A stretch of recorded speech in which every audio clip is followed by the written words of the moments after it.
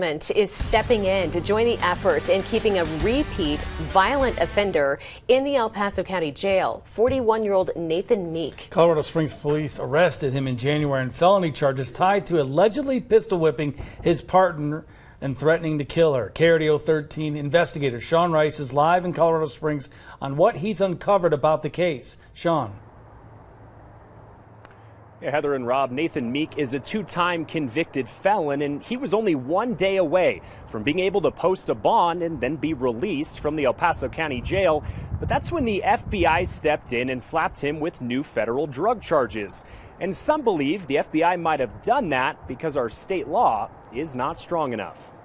Anytime we get a bust like this, it's extremely beneficial for our community, and especially when we're finding a suspect that's violent, has potential violence, and he's got a stolen handgun and 3 other guns in his house. That's Colorado Springs police describing Nathan Meek back in January. That's when officers searched his apartment.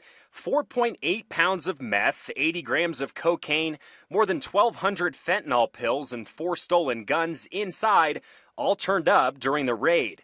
KRDO 13 Investigates started digging through records. We found Meek was on parole when authorities discovered the massive amount of drugs. His parole term was set to expire ending last week, which means he could have been released from jail on bond if the feds did not slap him with more charges. In this case, it has happened that the federal government and the state have overlapping jurisdictions and charges that will allow the feds to do something that maybe the state failed to do that would provide greater security to the public. George Brockler is a former district attorney in Douglas County. He's seen numerous cases in Colorado where the feds have taken keen interest in people who allegedly reoffend after getting out of prison. We are getting into silly times here with the Department of Corrections and the parole system, where the focus is not on rehabilitation, reformation, or public safety. It's how quickly can we cut these people loose and then stop counting them for purposes of metrics.